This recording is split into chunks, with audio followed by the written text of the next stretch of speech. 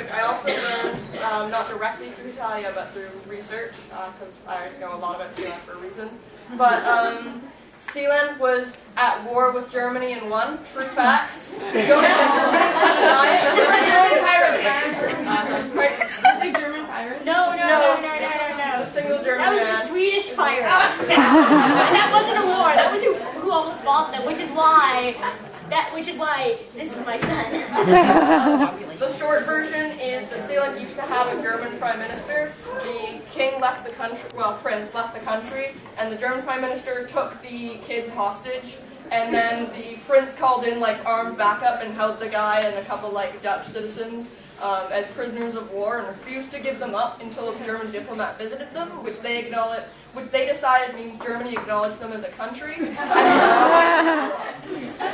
I'll go into very anxious England. Okay, well, this is actually not an English fact, which kind of makes me sad. But for people who like Turkey and Greece, they have signed the biggest freedom peace assignment together, and they are building a fence together, the both countries, to avoid immigrants from invading their country. Wow. Yes, we're going to ask our hands down. We will have more stuff. Just because if we keep on going, we could spend the hour just talking about the same thing.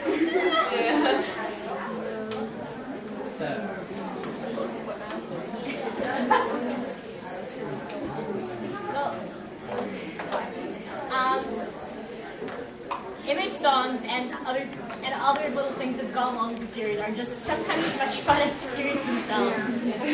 I know the drama CDs. You can listen to them. You can listen to them count sheep. Yeah. Oh gosh.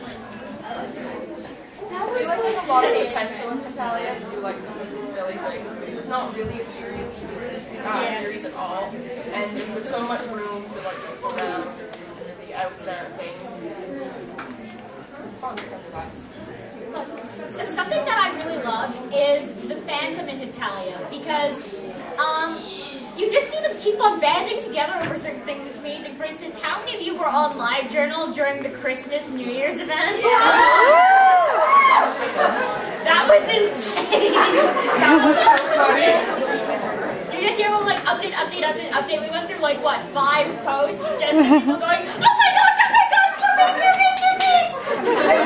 Remember all the squealing when the Netherlands showed up in the Christmas time? And please, go to sleep. You need it, please. Okay, so you eat the sensei, really? I like the best. I know one time, Claire and I were both involved in this. There was a post to do with Canada. I don't remember exactly what it was. It was ages ago. But all the, like pretty much every Canadian fan, all the community started posting, and we were all talking about what the post was and the stereotypes, and we just got so off topic. And then suddenly all the comments stopped because everybody just went to bed at like the exact same time. But yeah, it was actually through that I learned that milk bags are not in all parts of Canada. Yeah, Really? in BC they don't have milk bags. Really? Yeah. I didn't look into that when I was there. Estonia has milk bags? All of my American friends insist that milk bags are the weirdest thing ever, and they make fun of me for it. And I'm like, no, it's not that odd. I have American friends who squeal at the idea. Just so long as you don't just stick a straw in it and drink it. Oh yeah. Unless you're really thirsty. It's messy. I always wondered why it was 4 liters divided into 2 Okay, she got bags. the back of the head now. Like, why would they do that? Why?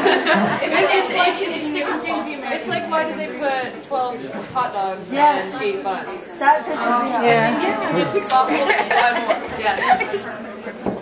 Yes. The answer to that question, the 12 hot dogs and the 8 buns, is so you have to continue buying more, because you have to end up buying 4 bags of hot dogs, 9 bags of hot dogs to equal out to 3 bags of 9 bags of hot dog buns to equal up to 3 bags of hot dogs, so you get 36 both ways. That's the only reason. Too bad. That's not the point. Just want 2. Yeah. Like, go buy 2. Talking about just stereotypes because we had that with Canada. I love just all the stereotypes in Hetalia and how many of them are actually true. For instance, the entire I was actually watching in the UK. It's actually coming to the US shortly. There's another of the idol-ish shows called X Factor. And What's already here? It's X Factor in the UK. It's going to be X Factor in America. No one's gonna even think of bringing it to Canada for years because no one thinks about it. There's the entire fact that there's numerous times now that there have been like G8 and G12 gatherings that have had their photo sessions, and Stephen Harper hasn't showed up. Oh, I love that part. So Canada really is. Oh. Also, we have a law that says we're not allowed to be cooler than America. What? Competition law. We're not allowed to make cooler things. Why? Are you serious? It's by the Afro-Arrow guys. They're just jealous. Then why do they like film half the movies in Canada? Yeah. We're cheaper and we're prettier. Nobody wants to. I'm not gonna lie about that. We are prettier. I know one explanation. I had a university professor explaining why the Superman movies, the old ones, were filmed in Calgary, I think it was. And he explained that one, besides the fact that nobody would recognize the city in an American audience, they wouldn't go, hey, that's Calgary. They'd go, hey, it's some random town. Might as well be Metropolis. But also because at that point they were doing construction, and his explanation basically ended with, and what do you use cranes for? To pretend you're Superman. It must have filmed it in summer then. We have 2 seasons, winter and construction. Yep. It's also interesting. I was applying to work. I didn't get the job, but I was applying to work for. There's actually Ontario actually has somewhere that just specializes in finding film locations for people, and Cool. Toronto's actually been used to represent so many different countries. It's insane. It's been used to represent Japan once. Someone's going through. Japan in at least There we one go. movie. How do I get it? That way. I don't remember what movie. Uh-oh, someone's going. I'm filming. Because that's how I found out about this. I think some of the stereotypes, it's kind of funny when you find out they're true.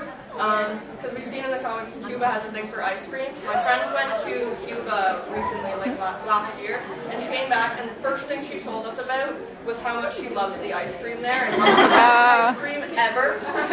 And that was like half of what she talked about when she first came back. I was like, all right, Cuba and ice cream, it's real. OTP and ID parents. Yes? I also learned how crazy German tourists are. Oh, boy. They don't like waiting in line. They don't like how relaxed everything is in France, and they start to get really stressed out. Saw that really portrayed in Hetalia. Is it like the German Kind of true.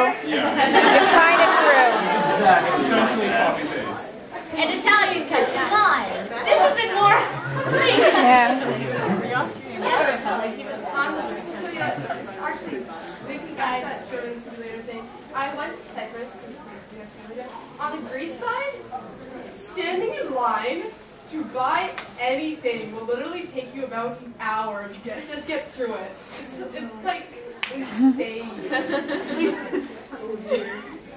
I was in Amsterdam last week, and you walk through, and there you can literally smell marijuana everywhere. That just sell marijuana. And it was everywhere. The other mysterious cosplayer. Well, my mom's Cameroonian, and she used to live in Cameroon, and she said that they actually always play soccer like obsessively. Driving in Italy is actually that insane.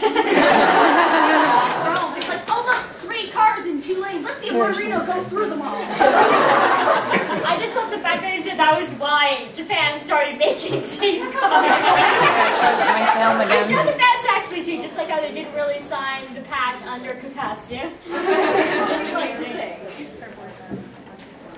In France, how they drive, they don't stop at a red light, and they actually put gates on the sidewalks because some cars would go on the sidewalks.